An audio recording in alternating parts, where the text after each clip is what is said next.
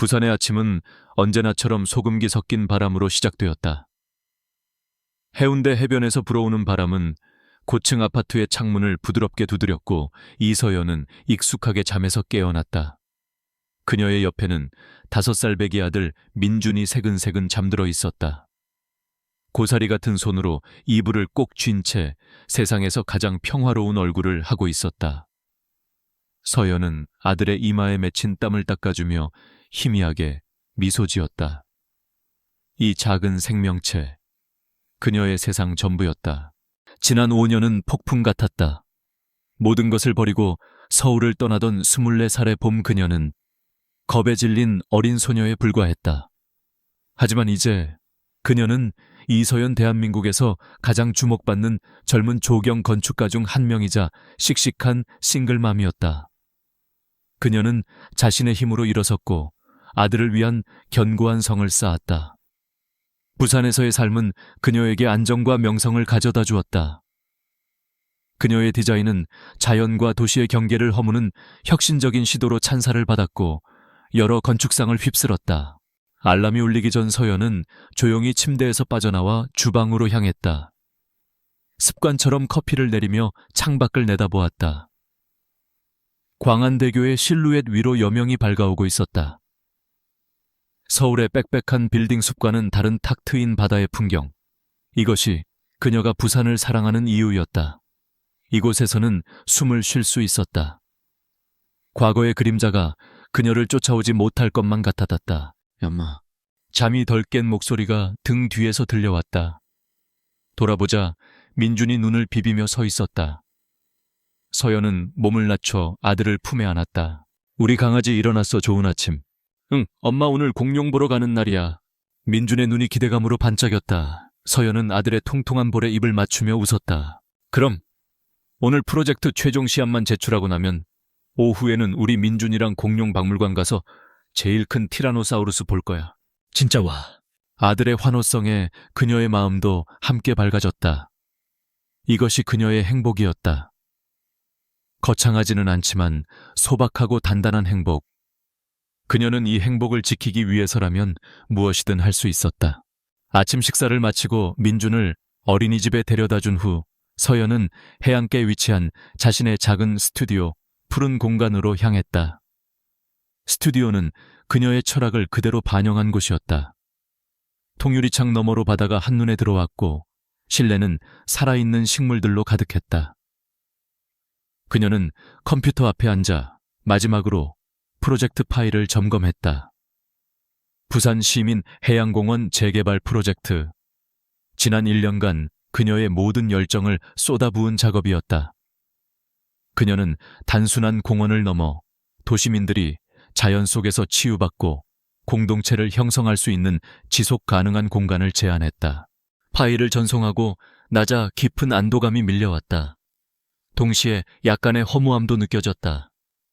거대한 프로젝트가 끝나면 늘 그랬다. 그때 휴대폰이 울렸다.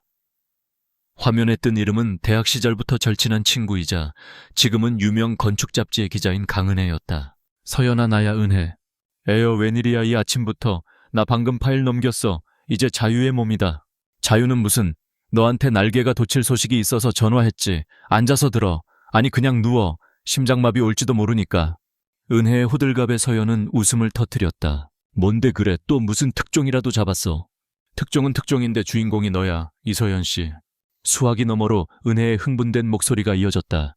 국토교통부에서 주관하는 서울 그린 네트워크 프로젝트 말이야. 서울 도심 전체를 녹지축으로 연결하는 대한민국 건국 이래 최대 규모의 도시재생 프로젝트.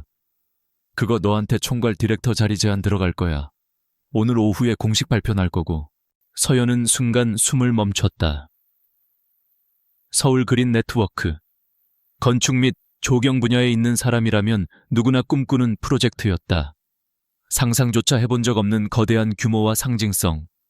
하지만 그녀의 심장은 기쁨이 아닌 차가운 불안감으로 가라앉았다. 서울. 그 이름은 그녀에게 아물지 않은 상처와 같았다. 윤혜야, 그거 잘못한 거 아니야? 나 같은 지방의 작은 스튜디오 건축가한테 그런 프로젝트가 올 리가 없어. 야, 너 자신을 너무 과소평가하지 마. 내 부산 해양공원 프로젝트가 결정타였대. 청와대 보고까지 들어갔다는 소문이야. 지속 가능한 도시 설계에 대한 네 철학이 현 정부의 정책 방향이랑 완벽하게 맞아떨어졌다고. 이건 그냥 제안이 아니야. 거의 낙점 수준이라고. 전화기 너머의 목소리는 현실감 없이 쫓아왔다. 서울, 다시 그곳으로 돌아가야 한다. 그것도 모든 스포트라이트의 중심이 될 프로젝트의 총괄 디렉터로서. 그녀가 필사적으로 도망쳐온 도시. 그 남자가 있는 도시. 전화를 끊고 나서도 서연은 한동안 멍하니 앉아 있었다. 창밖의 바다는 여전히 평화로웠지만 그녀의 마음은 이미 거친 파도에 휩쓸리고 있었다. 5년 전 그날의 기억이 안개처럼 피어올랐다. 그 밤, 비가 내리고 있었다. 서울의 야경이 통유리창 너머로 보석처럼 쏟아지던 펜트하우스. 그녀는 진숭그룹의 신입 인턴이었고 그룹 창립 기념 파티에서 길을 잃고 헤매다 우연히 그를 마주쳤다. 권지혁, 압도적인 존재감을 가진 남자. 모두가 우러러보는 젊은 CEO. 그는 술에 취해 비틀거리는 그녀를 부축해 주었고 예기치 않은 대화가 오갔다. 건축가를 꿈꾸던 그녀의 이야기에 그는 진지하게 귀를 기울여 주었다. 그의 눈빛은 날카로우면서도 어딘가 외로워 보였다. 그의 서재에서 쏟아지는 비 소리를 들으며 그들은 와인을 마셨다. 세상과 격리된 듯한 고요함 속에서 서연은 난생 처음으로 자신의 모든 것을 솔직하게 털어놓았다. 그리고 모든 것이 흐릿했다. 와인향 그의 낮은 목소리, 그의 천 그리고 창문을 때리는 빗소리. 23해의 인생 동안 지켜온 순결이 그렇게 부서져 내렸다. 아침에 눈을 떴을 때 그의 모습은 보이지 않았다. 거대한 침대 위에 홀로 남겨진 그녀는 도망치듯 그곳을 빠져나왔다. 그리고 며칠 후 그녀는 자신이 임신했다는 사실을 알게 되었다. 두려움과 혼란 속에서 그녀는 결심했다. 이 아이는 혼자 낳아 기를 것이다. 그에게는 알리지 않을 것이다. 그는 대한민국을 움직이는 사람이었다. 하룻밤의 실수로 생긴 아이는 그의 인생의 오점이 될 뿐이라고 생각했다. 그에게 자신과 아이는 존재하지 않는 편이 나았다. 그렇게 그녀는 사직서를 내고 연락처를 바꾸고 서울에서 증발해버렸다. 그리고 지금 운명은 그녀를 다시 서울로 끌어당기고 있었다. 이 프로젝트는 그녀의 커리어에 정점을 찍을 기회이자 그녀가 평생 꿈꿔온 철학을 실현할 무대였다. 포기할 수 없었다. 아들 민준에게 더 나은 미래를 만들어주기 위해서라도 그녀는 더 강해져야 했다. 오후가 되자 은혜의 말대로 국토교통부에서 공식적인 연락이 왔다. 담당자는 정중하지만 단호한 어조로 그녀가 아니면 안 된다고 말했다. 일주일의 말미가 주어졌다. 결정을 내릴 시간이었다. 그날 저녁 서연은 약속대로 민준을 데리고 공룡박물관에 갔다. 거대한 티라노사우루스 모형 앞에서 아들은 넋을 잃고 환호했다. 엄마 저것 봐 진짜 크다 이빨이 내 팔만 해. 서연은 아들의 머리를 쓰다듬으며 웃었다. 하지만 그녀의 눈은 공룡이 아닌 그 너머의 미래를 보고 있었다. 서울로 돌아가면 권지혁과 마주칠 확률이 얼마나 될까? 그는 이미 그녀를 잊었을 것이다. 5년이나 지났다.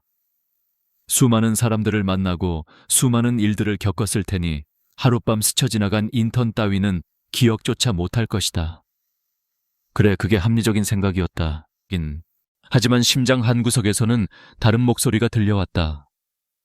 그 밤의 기억은 그녀에게만 선명한 것이 아닐지도 모른다는 비합리적인 기대. 그의 눈빛 목소리, 그가 그녀의 디자인 스케치를 보며 감탄하던 표정. 그것이 단순한 하룻밤의 유희는 아니었다고 마음 한편이 속삭이고 있었다. 집으로 돌아오는 차 안 잠든 민준의 얼굴을 룸미러로 들여다보았다. 아이의 짙은 눈썹과 오똑한 콧날은 그를 놀랍도록 닮아 있었다. 지난 5년간 애써 외면해온 진실이었다. 민준은 권지혁의 아들이었다. 이 비밀을 안고 그녀는 다시 호랑이 굴로 걸어 들어가야 했다. 일주일 후 이서연은 국토교통부에 전화를 걸었다. 네, 결정했습니다. 서울그린 네트워크 프로젝트 제가 맡겠습니다. 수화기를 내려놓은 그녀는 창밖을 보았다. 부산의 바다는 여전히 아름다웠다. 그녀는 이 평화로운 풍경을 마음에 담았다. 앞으로 닥쳐올 폭풍을 견뎌내기 위한 자신만의 부적처럼. 서울행 비행기표를 예매하며 그녀는 다짐했다. 과거는 과거일 뿐이다. 나는 더 이상 도망치지 않는다. 나는 조경 건축가 이서연이자 이민준의 엄마다. 그 무엇도 나를 무너뜨릴 수 없다. 하지만 그녀는 알지 못했다.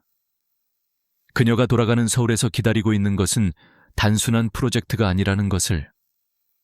잊었다고 생각했던 과거의 남자는 단 한순간도 그녀를 잊지 않았다는 것을. 그리고 그들의 재회는 거대한 운명의 서막을 여는 첫 장에 불과하다는 것을. 서울의 공기는 부산과 달랐다. 더 차갑고 더 건조했으며 수많은 사람들의 욕망과 야망의 냄새가 뒤섞여 있었다. 5년 만에 돌아온 도시는 낯설면서도 익숙한 모습으로 이서연을 맞았다. 그녀는 프로젝트 팀에서 마련해준 한강이 내려다 보이는 고급 오피스텔에 짐을 풀었다. 과거 그녀가 살던 반지하 자취방과는 천지 차이였다.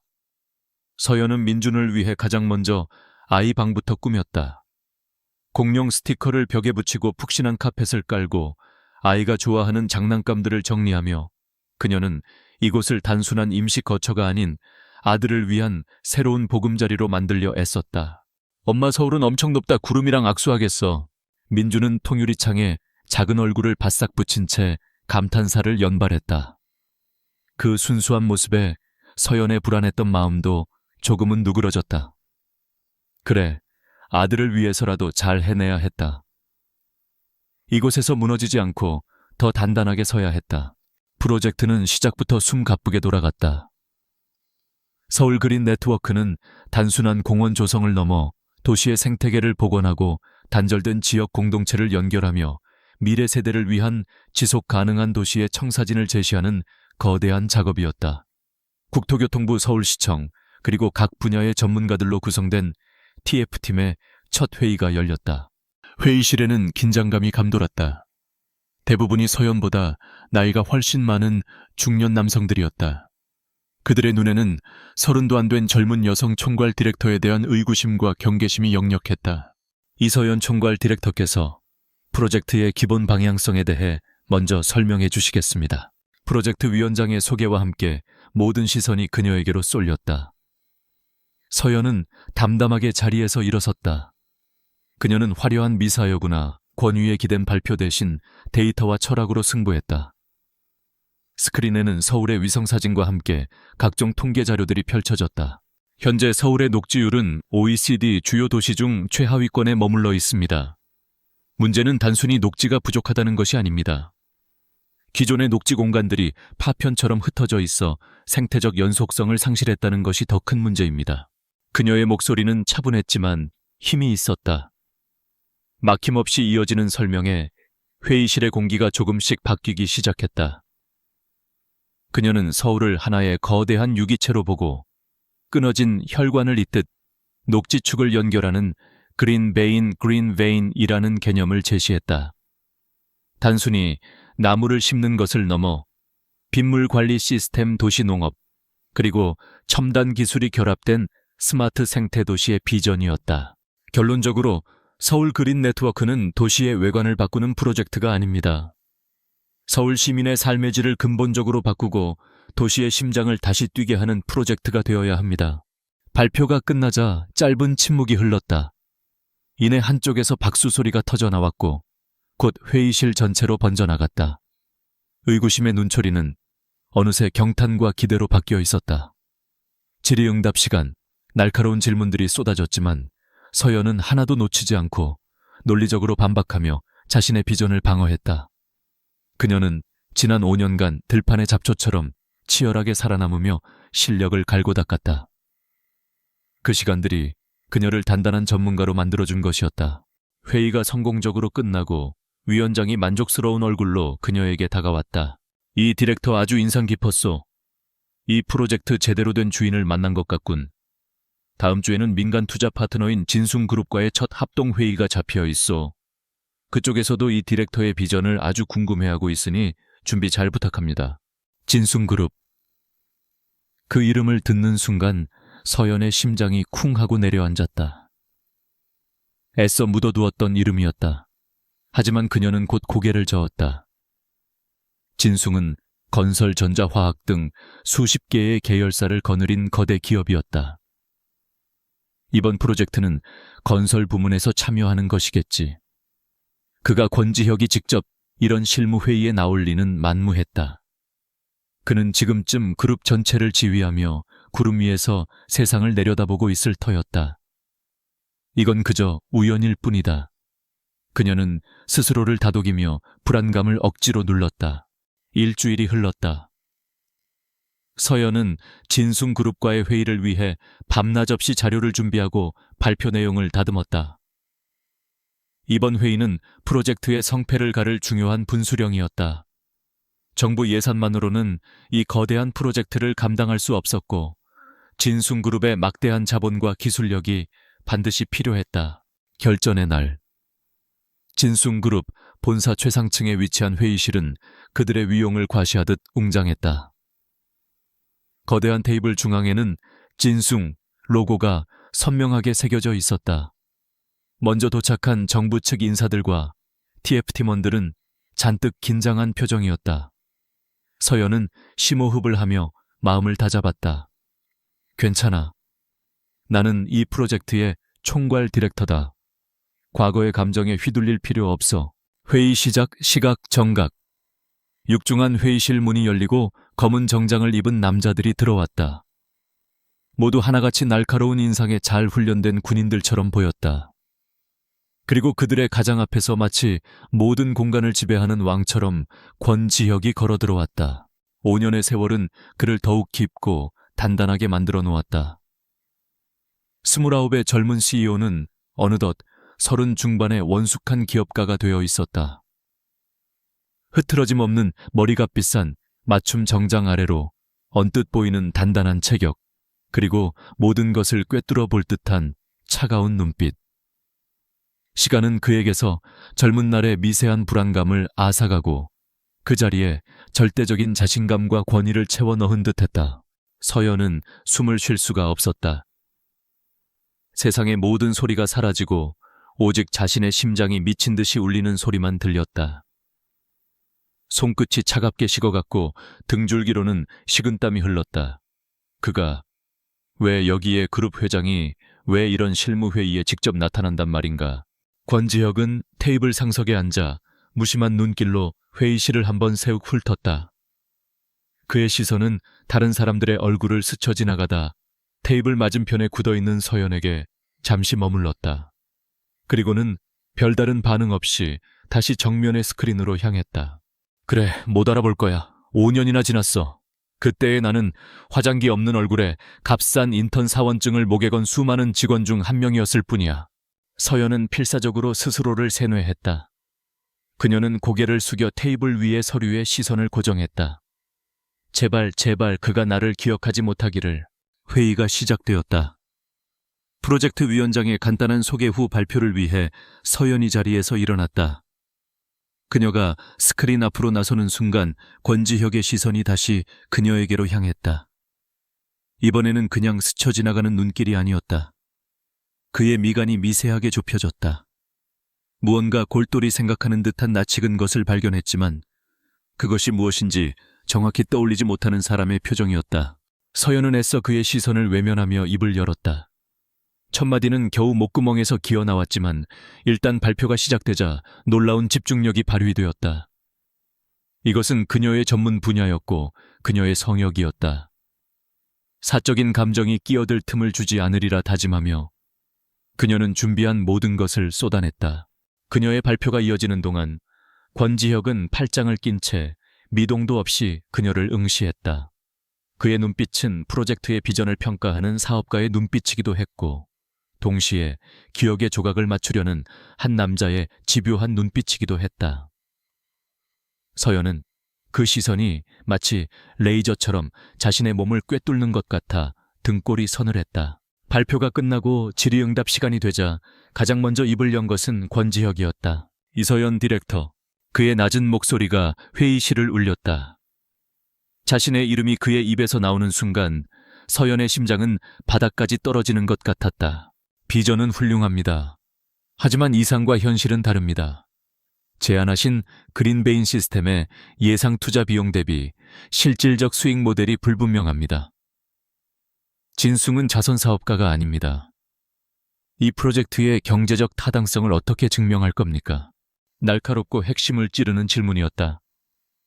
회의실의 다른 사람들은 숨을 죽였다. 서연은 잠시 숨을 고른 뒤 침착하게 대답했다. 수익 모델은 단기적 관점과 장기적 관점으로 나누어 설명드리겠습니다. 단기적으로는 그녀는 막힘없이 구체적인 데이터와 해외 성공 사례들을 제시하며 그의 질문을 격파해 나갔다. 그들의 대화는 마치 잘 짜인 각본처럼 이어졌다. 그가 창을 던지면 그녀는 완벽한 방패로 막아냈다. 팽팽한 긴장감 속에서 회의에 참석한 사람들은 두 사람의 지적인 대결에 압도당했다. 긴 회의가 끝나고 사람들이 썰물처럼 빠져나가기 시작했다. 서연은 탈진한 몸을 이끌고 서류를 챙겼다. 빨리 이곳을 벗어나고 싶다는 생각뿐이었다. 그때 등 뒤에서 익숙한 목소리가 들려왔다. 잠깐. 돌아보자 권지혁이 그녀의 바로 뒤에 서 있었다. 그의 비서와 임원들은 조금 떨어진 곳에서 기다리고 있었다. 회의실에는 단둘만 남은 듯한 착각이 들었다. 그는 아무 말 없이 그녀를 내려다보았다. 그의 눈동자 속에서 혼란과 확신이 싸우는 것이 보였다. 서연은 숨을 참았다. 마침내 그가 입을 열었다. 그의 목소리는 아까보다 한층 더 낮아져 있었다. 우리 어디서 본 적 있지 않습니까? 권지혁의 질문은 조용한 회의실 안에서 폭탄처럼 터졌다. 그의 시선은 집요했고 그 안에는 단순한 호기심 이상의 무언가가 담겨 있었다. 이서연은 찰나의 순간 수천 가지의 생각을 했다. 긍정할 수도 부정할 수도 없었다. 진실은 그녀의 가장 연약한 아킬레스건이었고 거짓말은 금세 무너져 내릴 모래성이었다. 그녀는 짧은 침묵 끝에 가장 안전하다고 생각되는 길을 택했다. 희미한 미소를 지으며 그녀는 최대한 평온한 목소리로 대답했다. 아마 업계 컨퍼런스 같은 곳에서 스치듯 배웠을지도 모르겠습니다, 회장님. 아주 오래전 진숭그룹에서 잠시 인턴으로 근무한 적이 있습니다. 아마 기억하지 못하실 겁니다. 그것은 절반의 진실이자 절반의 방어였다.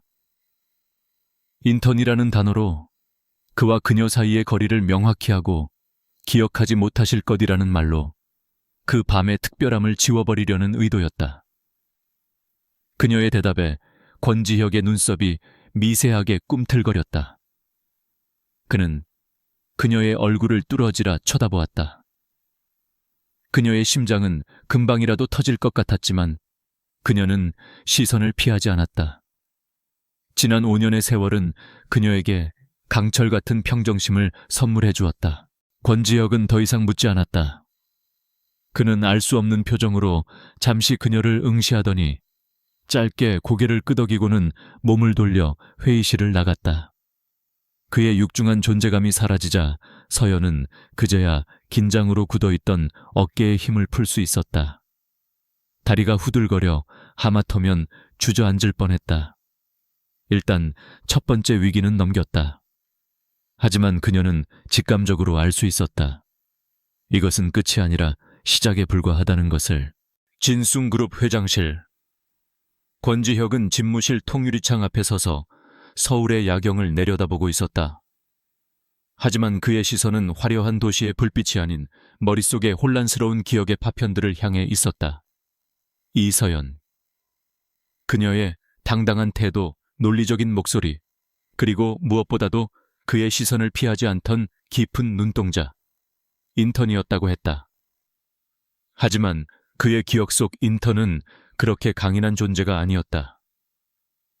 비에 젖은 채 파티장에서 길을 잃었던 겁에 질린 듯하면서도 자신의 꿈에 대해 이야기할 때는 누구보다도 반짝이던 어린아이 같은 여자. 그 두 개의 이미지가 좀처럼 겹쳐지지 않았다. 김비서. 인터컴을 누르자 그림자처럼 그를 보좌하는 김성철 비서가 조용히 들어왔다. 네, 회장님. 이서연 디렉터. 뒷조사해봐. 내가 모르는 뭔가가 있어. 특히 5년 전 우리 회사 인턴으로 있다가 갑자기 그만둔 시점. 그 전후로 모든 걸 알아봐. 단 누구도 눈치채지 못하게 조용히. 알겠습니다. 김 비서는 어떤 질문도 없이 명령을 수행했다. 권지혁은 다시 창밖으로 시선을 돌렸다. 그는 이유를 알 수 없었지만 이서연이라는 여자가 자신의 인생에 다시 나타난 것이 결코 우연이 아니라는 강한 예감이 들었다. 한편 서울 그린 네트워크 프로젝트는 본격적인 궤도에 오르기 시작했다. 그리고 서연은 예상치 못한 또 다른 적과 마주해야 했다. 진순건설의 부사장이자 이번 프로젝트의 실무 총책임자인 최경환이었다. 그는 야심이 넘치고 자신의 실력에 대한 자부심이 대단한 인물이었다. 그룹 내에서는 권지혁의 뒤를 이을 차기 주자 중 한 명으로 거론될 정도였다. 최경환은 프로젝트의 주도권이 외부에서 굴러온 돌 같은 이서연에게 넘어간 것을 노골적으로 불쾌해했다. 그는 첫 실무 회의부터 그녀를 시험에 들게 했다. 이 디렉터님의 디자인 철학 아주 훌륭합니다. 마치 한 편의 시를 보는 것 같군요. 그는 서류를 가볍게 테이블 위로 던지며 비꼬는 듯한 미소를 지었다. 하지만 우리는 시를 짓는 게 아니라 건물을 짓는 사람들입니다. 이 아름다운 설계 안에 들어갈 예산과 시간은 하늘에서 떨어지는 게 아닙니다. 현실적으로 이 계획의 30%는 덜어내야 할 겁니다. 그의 말에 진순건설 소속 직원들이 동조하듯 고개를 끄덕였다. 명백한 길들이기이자 텃세였다. 서연은 그의 도발에 흔들리지 않았다. 그녀는 최경환을 똑바로 바라보며 말했다. 제가 제안한 계획은 단순히 미학적인 결과물이 아닙니다, 최 부사장님. 초기 투자 비용이 다소 높아 보일 수 있지만 장기적으로는 유지보수 비용을 획기적으로 절감하고 부동산 자산 가치를 상승시켜 초기 투자 비용의 3배 이상의 가치를 창출할 수 있습니다. 여기 관련 시뮬레이션 데이터입니다. 그녀는 스크린에 복잡한 그래프와 수치들을 띄웠다. 그것은 감성적인 주장이 아닌 철저히 계산된 과학적인 근거였다. 최경환은 순간 말문이 막혔다. 그는 그녀를 그저 운 좋게 스포트라이트를 받은 이상주의자 정도로 얕보았지만 그녀는 숫자로 무장한 전략가였다. 그는 분한 표정을 감추지 못하며 자리로 물러났다. 그날 이후로 최경환의 방해는 더욱 교묘해졌다. 그는 의도적으로 자료 제출을 늦추거나 실행 불가능한 대안을 제시하며 프로젝트에 발목을 잡았다. 서연은 매일같이 보이지 않는 전쟁을 치러야 했다. 퇴근 후 지친 몸을 이끌고 집에 돌아오면 민준의 해맑은 얼굴이 그녀를 반겼다. 그 순간만큼은 그녀도 갑옷을 벗고 평범한 엄마로 돌아갈 수 있었다. 엄마, 오늘 어린이집에서 친구들이 아빠랑 같이 축구했대. 나도 아빠 있으면 좋겠다. 블록을 쌓던 민준이 무심코 던진 말에 서연의 손이 멈칫했다. 5년 동안 단 한 번도 아빠에 대해 묻지 않았던 아이였다. 서울이라는 새로운 환경이 아이에게도 영향을 미치고 있는 것이었다. 서연은 애써 미소를 지으며 민준의 머리를 쓰다듬었다. 우리 민준이는 엄마 있잖아. 엄마가 세상에서 제일 재미있게 축구 가르쳐줄게. 엄마는 무적 파워 엄마니까. 진짜와 신난다. 민준은 금세 다시 밝아졌지만 서연의 마음에는 작은 돌멩이 하나가 내려앉은 듯 무거웠다. 그녀는 아들을 위해서라도 이 모든 비밀을 끝까지 지켜내야 한다고 다시 한번 다짐했다. 최경환은 서연을 업무적으로 공격하는 것이 쉽지 않자 다른 방법을 찾기 시작했다. 그는 자신의 인맥을 총동원해 그녀의 사생활을 캐기 시작했다. 그는 권지혁처럼 진실을 궁금해하는 것이 아니었다. 그는 그녀를 사회적으로 매장시킬 수 있는 약점을 찾고 있었다. 부산에서 5년 동안 뭘 했는지 알아봐. 특히 아이 아빠가 누군지. 그는 부하 직원에게 비밀스러운 지시를 내렸다. 그의 촉은 이서연의 완벽한 커리어 뒤에 분명 무언가 숨겨진 사연이 있을 것이라고 말하고 있었다. 시간은 흘러 권지혁의 책상 위에 김 비서가 가져온 서류 봉투 하나가 놓였다. 회장님 지시하신 이서연 디렉터의 자료입니다. 권지혁은 말없이 봉투를 열었다. 그 안에는 그녀의 대학 성적표부터 진숭 인턴 시절의 기록, 그리고 부산에서의 활동 내역까지 꼼꼼하게 정리되어 있었다. 그는 서류를 한 장 한 장 넘겨보았다. 그녀의 삶은 빈틈없이 완벽해 보였다. 그러다 그의 시선이 한 부분에 멈췄다. 이서연 진순그룹 인턴 사직서 제출 5년 전 4월 15일 오전 9시. 4월 15일 그의 머릿속에서 무언가 번개처럼 스쳐 지나갔다. 김 비서가 조심스럽게 입을 열었다. 이상한 점이 있습니다, 회장님. 사직서를 제출한 날짜가 그룹 창립 기념 파티 바로 다음 날 아침입니다. 파티는 회장님의 펜트하우스에서 열렸습니다. 그 순간 흩어져 있던 기억의 조각들이 하나의 그림으로 맞춰졌다. 창문을 두드리던 거센 빗소리, 와인잔을 든 채 건축에 대해 열정적으로 이야기하던 반짝이는 눈동자, 술에 취해 붉어졌던 뺨, 그리고 다음 날 아침 텅 비어있던 침대와 사라진 그녀. 권지혁의 손에 들린 서류가 구겨졌다. 이서연. 회의실에서 당당하게 자신을 마주보던 그 여자. 5년 전 그 밤 자신의 품에서 하룻밤을 보내고 흔적도 없이 사라졌던 그 인턴. 두 사람의 이미지가 완벽하게 겹쳐졌다. 그는 의자 깊숙이 몸을 묻었다.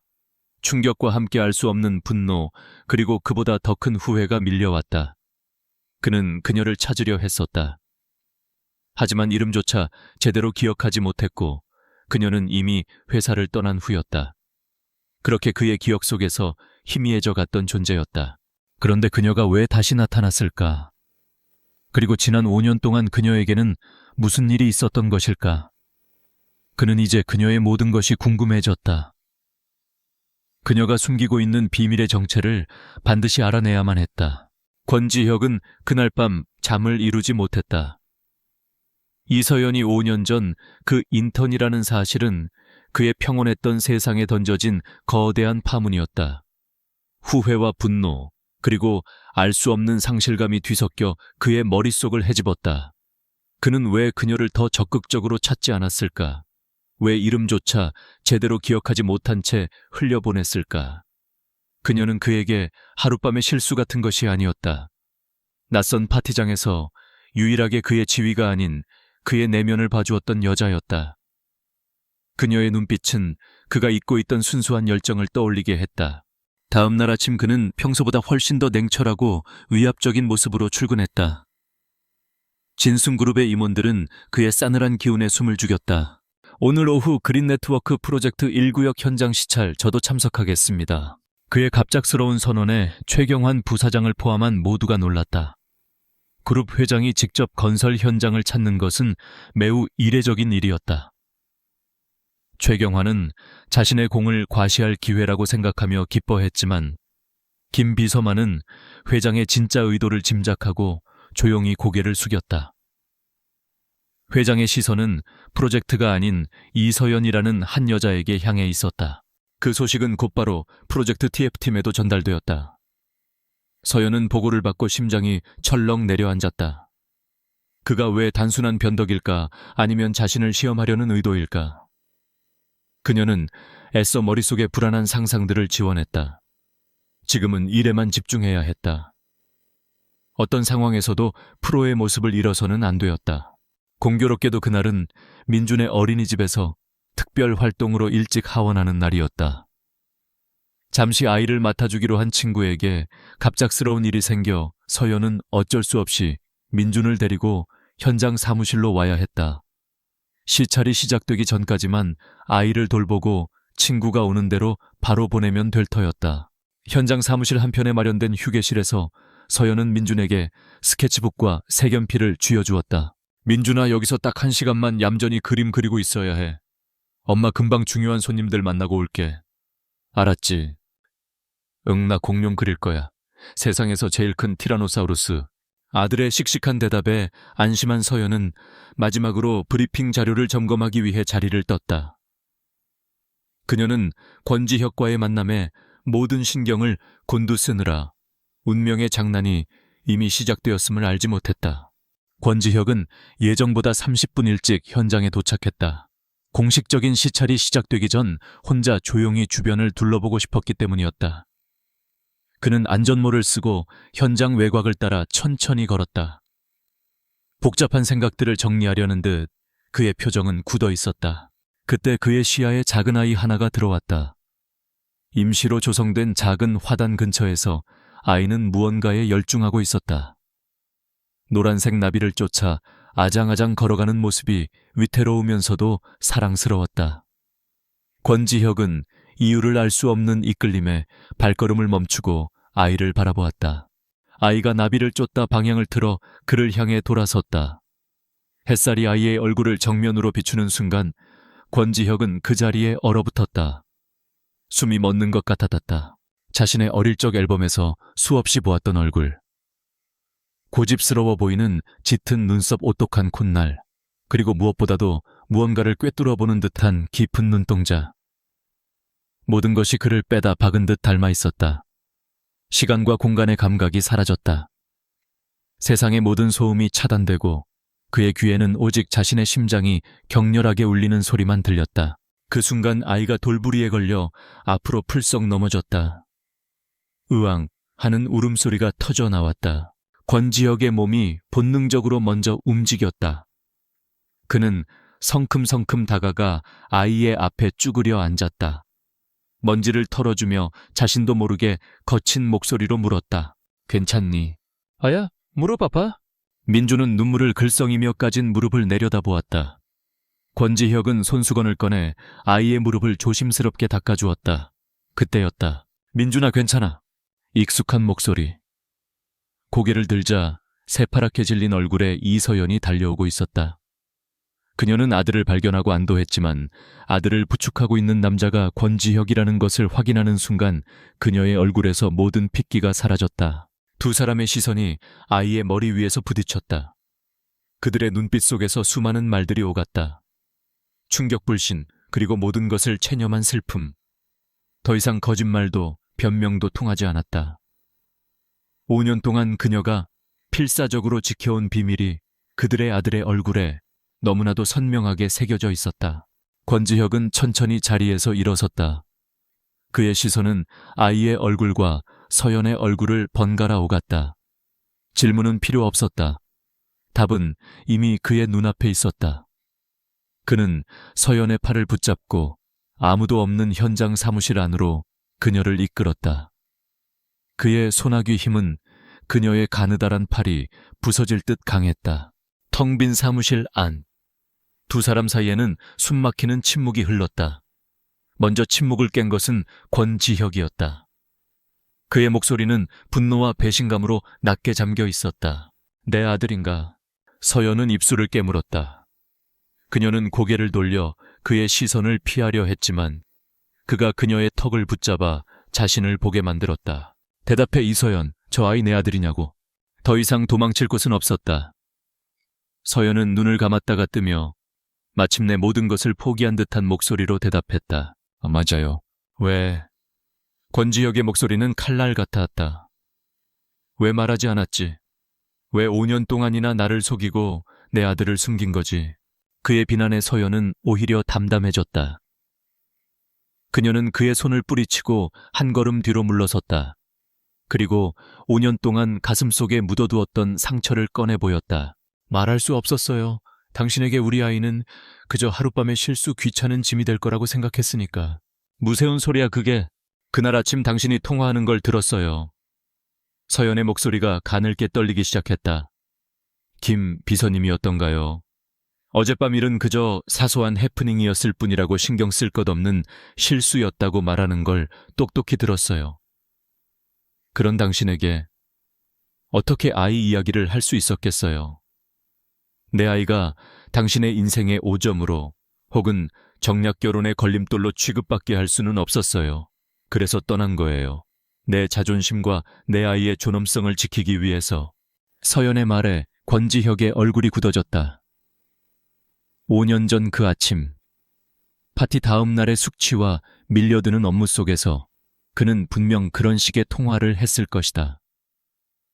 사라져버린 그녀에 대한 당혹감과 복잡한 심경을 그는 늘 하던 대로 무미건조한 업무 용어로 덮어버렸을 터였다. 그것이 그의 방식이었으니까. 하지만 그는 몰랐다. 그의 무심코 뱉은 몇 마디가 한 여자의 인생을 통째로 바꿔놓고 자신에게서 5년이라는 시간을 앗아갔다는 것을. 그는 할 말을 잃었다. 그녀를 향해 타오르던 분노는 차가운 후회와 절망감으로 바뀌었다. 그가 그녀에게 상처를 주었다. 그리고 그 상처 때문에 그는 자신의 아들이 태어나는 것조차 알지 못했다. 이서연이 털어놓은 5년 전의 진실은 권지혁의 심장을 날카롭게 파고들었다. 그의 무심코 뱉은 말이 그녀에게 얼마나 깊은 상처를 주었는지, 그리고 그 상처가 자신에게서 얼마나 소중한 시간을 앗아갔는지를 깨닫는 순간 그는 참을 수 없는 자책감에 휩싸였다. 타오르던 분노는 흔적도 없이 사라지고 그 자리에는 뼈아픈 후회만이 남았다. 그런 뜻이 아니었어. 그의 목소리는 힘없이 갈라져 나왔다. 그날 아침 당신이 사라지고 난 뒤 나 역시 혼란스러웠어. 어떻게 해야 할지, 무슨 말을 해야 할지 몰랐어. 그래서 늘 하던 대로 감정을 배제하고 상황을 정리하려 했을 뿐이오. 그게 당신에게 상처가 될 줄은. 그의 변명은 서툴렀다. 지난 5년간 단 한 번도 누군가에게 자신을 해명해 본 적 없는 남자였다. 서연은 아무 말 없이 그를 바라보았다. 그녀의 눈빛은 더 이상 그를 원망하고 있지 않았다. 그저 깊은 슬픔과 체념이 담겨 있을 뿐이었다. 5년의 세월이 만든 감정의 골은 몇 마디 말로 메워질 수 있는 것이 아니었다. 침묵 속에서 권지혁은 한 걸음 그녀에게 다가갔다. 그리고 그의 얼굴에 그 누구도 본 적 없는 표정이 떠올랐다. 후회를 넘어선 경이롭고 벅찬 감정. 바로 기쁨이었다. 제목의 약속처럼 그는 진심으로 기뻐하고 있었다. 잃어버린 줄 알았던 소중한 보물을 되찾은 사람처럼 그의 눈빛은 절박함과 환희로 빛나고 있었다. 서연 씨, 아니 서연아.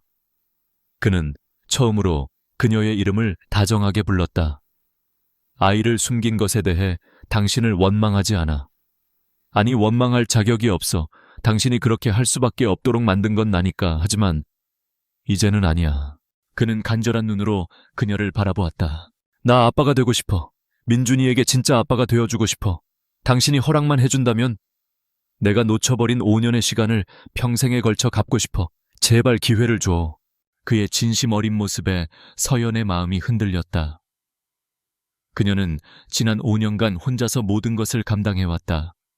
아들이 아플 때 밤새 간호하며 눈물 흘렸고, 학부모 참여 수업에 아빠 손을 잡고 온 다른 아이들을 보며 남몰래 가슴 아파했다.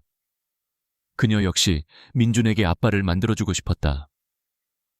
하지만 권지혁이라는 남자가 그들의 평화로운 삶에 가져올 폭풍이 두려웠다. 민준이에겐 시간이 필요해요. 그녀는 마침내 입을 열었다. 그것은 완전한 거절이 아닌 망설임이 담긴 유예였다. 아직은 아빠라는 존재가 낯설 거예요. 일단은 좋은 아저씨로 시작해줄 수 있나요? 권지혁의 얼굴에 안도와 감사의 미소가 번졌다. 물론이야, 뭐든지 당신과 아이가 원하는 속도에 맞출게. 그렇게 그들의 불안하고 위태로운 동맹이 시작되었다. 며칠 후 주말.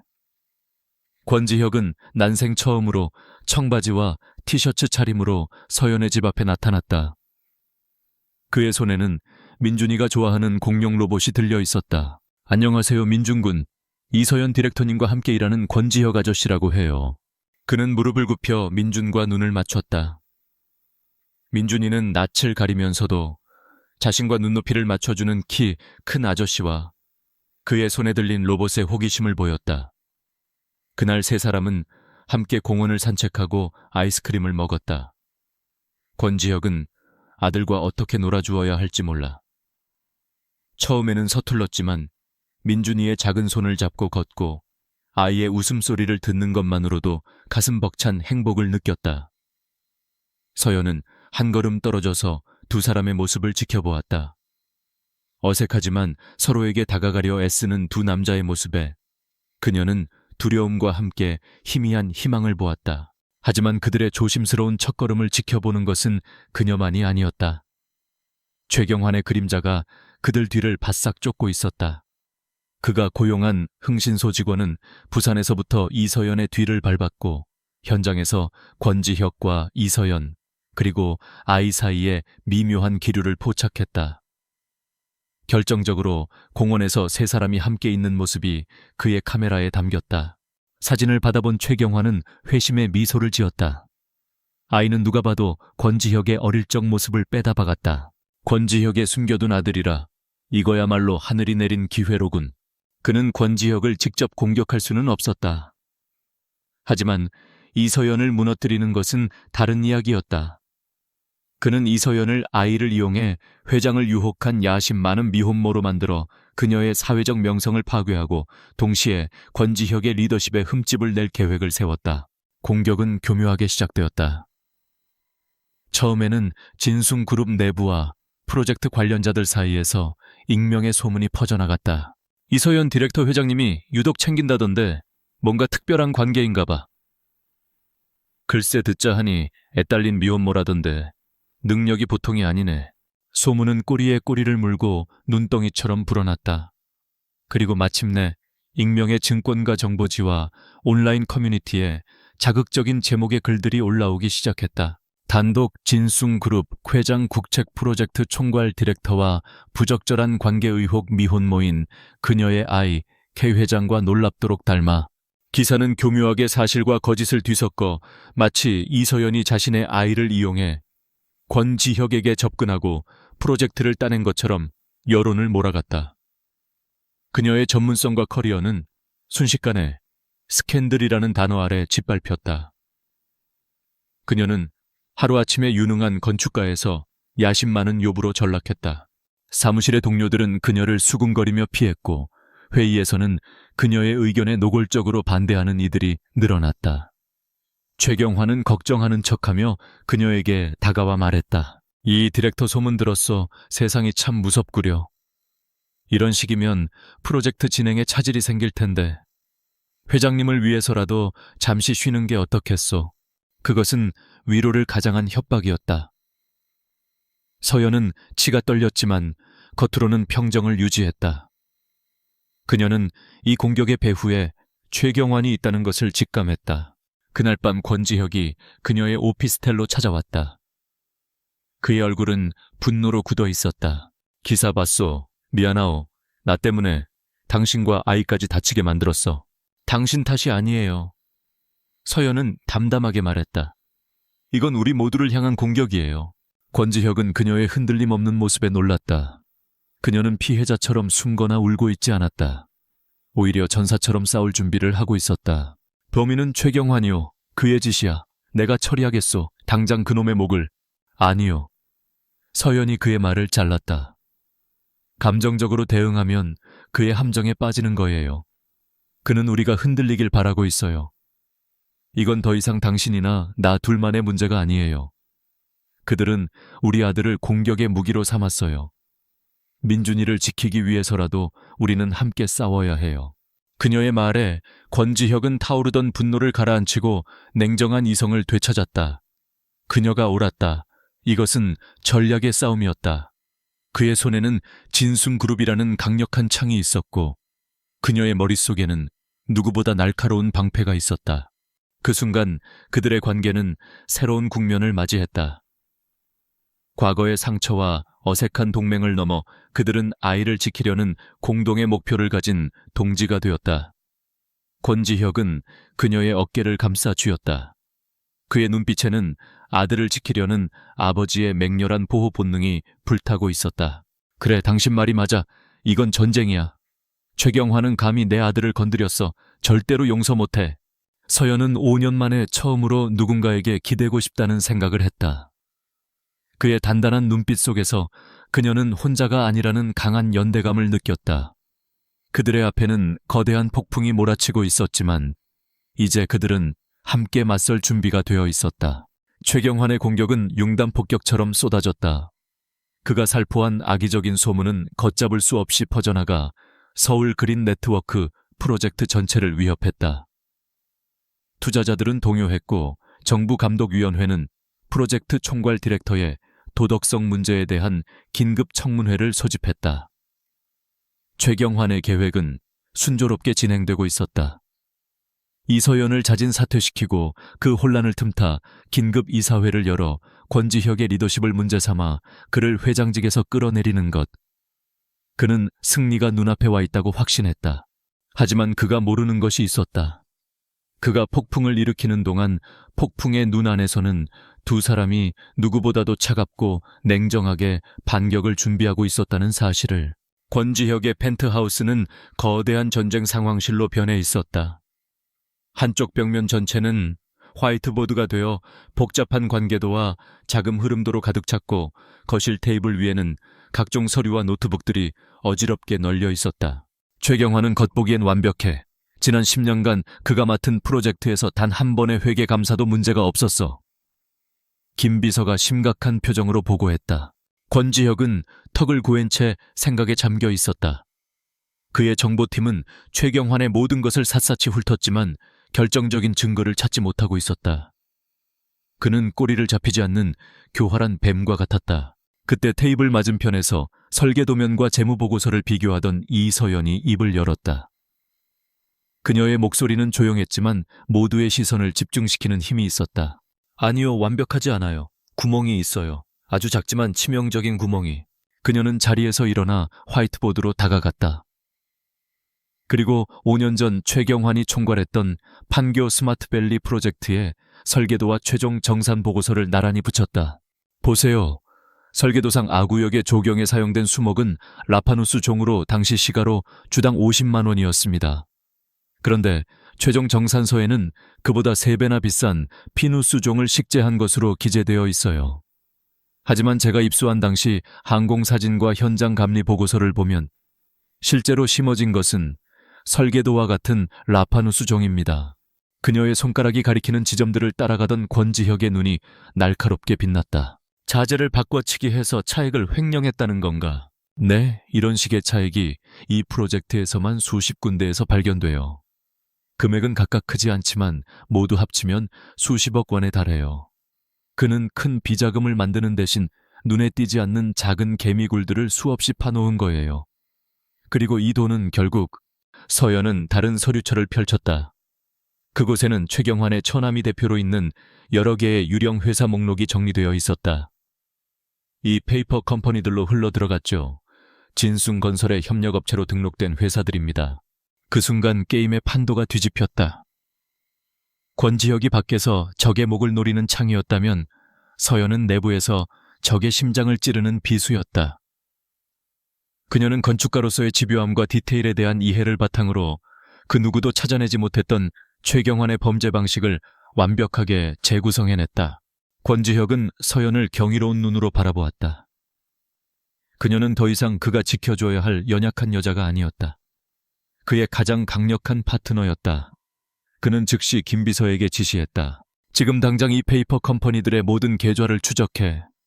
검찰에 있는 우리 라인에도 미리 자료를 넘겨. 증거 인멸하기 전에 놈의 돈줄을 완전히 끊어버려. 최경환은 자신을 향한 그물망이 좁혀져 오는 것을 느끼고 초조해졌다. 그는 마지막 승부수를 던지기로 결심했다. 진숭그룹의 임시주주총회를 소집한 것이었다. 안건은 총괄 디렉터 이서연의 해임 및 회장 권지혁에 대한 불신임 투표. 그는 자신을 지지하는 일부 주주들과 이사들을 비밀리에 규합해 놓은 상태였다. 이 자리에서 권지혁의 사생활 스캔들을 터뜨려 그의 도덕성에 치명타를 입히고 경영권까지 찬탈할 계획이었다. 마침내 운명의 날. 수백 명의 주주와 이사진, 그리고 기자들로 가득 찬 주주총회장은 팽팽한 긴장감으로 가득했다. 최경환이 먼저 연단에 올랐다. 그는 비장한 표정으로 진숭그룹의 명예와 도덕성을 운운하며 권지혁의 사생활 문제를 맹렬히 비난했다. 그의 선동적인 연설에 장내는 술렁이기 시작했다. 그의 연설이 끝나고 마침내 권지혁의 차례가 되었다. 그는 흐트러짐 없는 모습으로 천천히 연단에 올랐다. 장내의 모든 시선이 그에게 쏠렸다. 그는 최경환처럼 소리 높여 자신을 변호하지 않았다. 대신 차분한 목소리로 입을 열었다. 진숭그룹의 도덕성에 대해 논하기 전에 먼저 이 회사의 법률에 대해 이야기해볼까 합니다. 그의 말이 끝나기 무섭게 연단 뒤에 거대한 스크린이 켜졌다. 그리고 그곳에 나타난 것은 이서연의 얼굴이었다. 그녀는 화상 연결을 통해 총 회장의 모습을 드러냈다. 그녀는 조금도 위축되지 않은 당당하고 자신감 넘치는 모습이었다. 안녕하십니까 주주 여러분. 서울그린 네트워크 프로젝트 총괄 디렉터 이서연입니다. 최경환의 얼굴이 하얗게 질렸다. 서연은 최경환이 제기한 스캔들에 대해서는 단 한마디도 언급하지 않았다.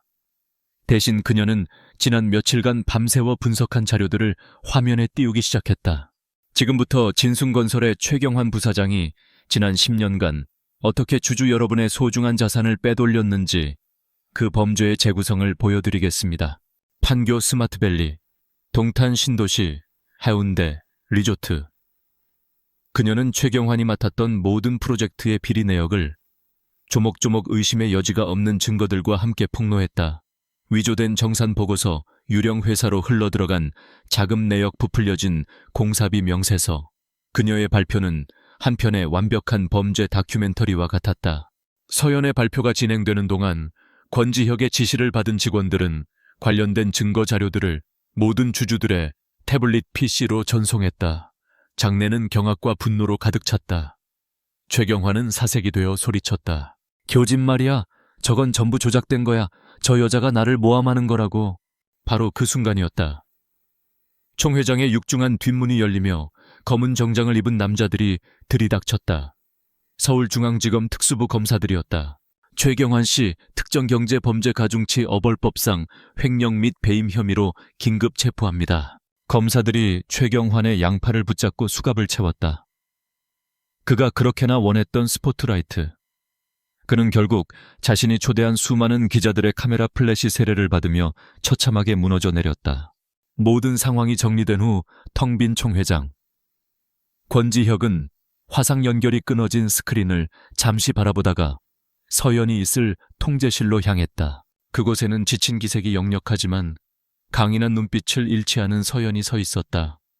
권지혁은 그녀의 앞에 섰다. 고맙다는 말 대신 그는 진심 어린 존경과 감탄이 담긴 눈으로 그녀를 바라보며 말했다. 우리 꽤 잘 맞는 팀인 것 같군. 서연은 희미하게 미소 지었다. 그러네요. 가장 거대했던 외부의 적이 사라졌다. 이제 그들 앞에는 서로의 상처를 보듬고 새로운 미래를 만들어가야 할 과제만이 남아 있었다. 그들의 진짜 이야기는 이제부터 시작이었다. 최경환의 극적인 체포는 다음 날 모든 언론의 헤드라인을 장식했다. 진순그룹의 주주총회는 한편의 반전 영화처럼 회자되었고 여론은 순식간에 뒤바뀌었다. 권지혁 회장은 부적절한 스캔들의 주인공에서 회사의 부패를 척결한 결단력 있는 리더로 재평가받았다.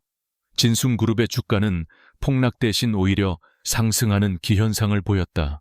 투자자들은 그의 위기관리 능력과 개혁 의지에 환호했다. 가장 극적인 반전의 주인공은 이서연이었다. 그녀는 더 이상 회장을 유혹한 미혼모가 아니었다.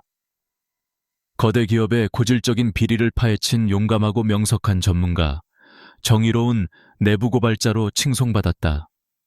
그녀의 이름 앞에는 천재 건축가라는 수식어가 다시 붙었고 그녀가 총괄하는 서울그린 네트워크 프로젝트는 국민적인 관심과 지지를 받게 되었다. 세상의 모든 오해와 비난이 씻겨 내려가고 마침내 진실만이 남았다. 폭풍이 지나간 며칠 뒤 고요한 밤.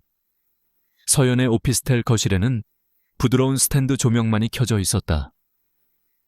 민준이는 오늘 있었던 일을 제잘거리다 기분 좋게 잠이 들었다. 소파에는 서연과 권지혁이 나란히 앉아 있었다. 그들 사이에는 이전에 없던 편안하고 따뜻한 침묵이 흘렀다. 먼저 입을 연 것은 권지혁이었다.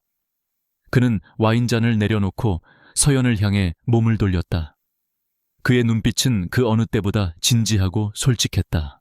사람들은 나를 성공한 사람이라고 말하지. 원하는 건 뭐든 가질 수 있는 남자라고. 하지만 사실 나는 오랫동안 텅 빈 성에 갇혀 살아왔소. 내 주변의 모든 사람들은 권지혁이라는 이름이 가진 권력과 돈을 받지 나라는 사람은 보지 않았어. 나 역시 그게 편했고 그렇게 스스로를 고립시키며 살아왔소. 그는 처음으로 자신의 가장 깊은 내면을 꺼내 보이고 있었다. 그런데 5년 전 그날 밤 당신을 만났지. 당신은 나를 회장으로 대하지 않았어. 그냥 한 사람으로 내 이야기에 귀 기울여주고 자신의 꿈에 대해 반짝이는 눈으로 이야기했지. 수년 만에 처음으로 누군가와 진짜 연결되어 있다는 느낌을 받았어. 그래서 당신이 사라졌을 때 그렇게나 마음 한구석이 허전했나 보. 그 감정의 정체를 애써 외면했지만 그는 서연의 손을 조심스럽게 잡았다. 미안하오 서연아. 그날 아침 내 어리석은 말로 당신에게 상처 준 것. 그리고 그런 상처를 받을 수밖에 없을 정도로 감정 표현에 서툴고 폐쇄적인 사람이었던 것. 모든 게 내 잘못이야. 진심으로 사과하오. 그의 진솔한 고백에 서연의 마음속에 남아있던 마지막 얼음 조각마저 녹아내렸다. 그녀는 이번 전쟁을 겪으며 그의 다른 모습을 보았다. 아들을 지키기 위해 모든 것을 걸었던 맹렬한 아버지의 모습, 그리고 자신을 동등한 파트너로 존중하고 믿어주었던 든든한 동지의 모습. 그녀는 부드럽게 미소 지으며 그의 손을 마주 잡았다. 나도 사과할게요. 두려움과 자존심 때문에 당신에게서 민준이를 만날 기회를 5년이나 빼앗았으니까요. 조금 더 용기를 냈어야 했는데. 그들은 서로를 바라보았다. 더 이상 오해도 원망도 없었다. 오직 서로에 대한 깊은 이해와 연민만이 남아있었다. 권지혁은 그녀의 손을 자신의 심장이 있는 가슴으로 가져갔다. 나는 당신과 우리 아들 없이 보낸 5년이라는 시간을 낭비했소. 단 1초도 더 이상 낭비하고 싶지 않아. 서연아, 우리 가족이 되자. 내가 민준이에게 진짜 아빠가 되고 당신에게는 평생의 파트너가 될 수 있게 해줘. 그것은 화려한 프로포즈는 아니었지만 세상 그 어떤 고백보다도 진실하고 간절했다. 서연의 눈에 조용히 눈물이 고였다. 그녀는 오랫동안 혼자서 모든 것을 짊어져야 했다. 이제 그녀의 곁에는 함께 짐을 들어줄 사람이 서 있었다. 그녀는 천천히 고개를 끄덕였다. 대답은 눈물 섞인 미소로 대신했다. 다음 날 세 사람은 한강공원으로 피크닉을 갔다. 서연의 격려를 받으며 권지혁은 민준이의 앞에 앉았다. 민준아, 아저씨가 할 말이 있어. 네. 사실 아저씨는 그냥 아저씨가 아니야. 민준이의 아빠야. 아주 오랫동안 민준이랑 엄마를 찾고 있었어. 이제야 겨우 찾은 거야. 정말 미안해. 민준이는 커다란 눈을 동그랗게 뜨고 권지혁과 서연을 번갈아 보았다. 아이의 작은 머릿속은 혼란스러운 듯했다. 잠시 침묵이 흘렀다. 권지혁은 초조하게 아이의 다음 말을 기다렸다. 민준이는 잠시 생각에 잠기더니 이내 해맑게 웃으며 말했다. 그럼 이제 아빠라고 불러도 돼요. 아빠 나 축구 가르쳐 줄 수 있어요. 아빠. 그 단순한 한마디가 권지혁의 심장을 강하게 울렸다. 그는 북받쳐 오르는 감정을 애써 누르며 아이를 힘껏 끌어안았다. 그럼 축구도 가르쳐주고 야구도 가르쳐주고 세상에서 가장 높은 행가래도 태워줄게, 아들. 서연은 두 사람을 끌어안으며 행복한 눈물을 흘렸다. 5년의 시간을 돌아 그들은 마침내 진짜 가족이 되었다. 몇 달 후 서울그린 네트워크 프로젝트의 1단계 구역인 하늘숲 정원이 시민들에게 공개되었다. 도심에 버려진 고가도로를 공중정원으로 탈바꿈시킨 이 공간은 서울의 새로운 랜드마크로 떠올랐다. 그리고 그 정원의 가장 높은 전망대. 이서연이 직접 설계한 그곳에 세 사람이 서 있었다. 권지혁은 민준이를 목마를 태우고 있었고 서연은 그의 옆에 기대어 서울의 노을 지는 풍경을 바라보고 있었다. 엄마, 아빠 저기 봐요. 우리가 만든 공원 진짜 멋있다. 민준이가 손가락으로 가리키는 곳을 따라 두 사람의 시선이 움직였다. 그들이 함께 지켜내고 함께 만들어낸 푸른 공간이 도시의 심장부에서 아름답게 빛나고 있었다. 그것은 단순한 건축물이 아니었다. 그들의 사랑과 노력 그리고 상처를 극복하고 이뤄낸 가족의 역사가 담긴 상징이었다. 권지혁은 서연의 어깨를 감싸 안으며 그녀의 이마에 입을 맞췄다. 사랑해 서연아. 나도 사랑해요 지혁씨.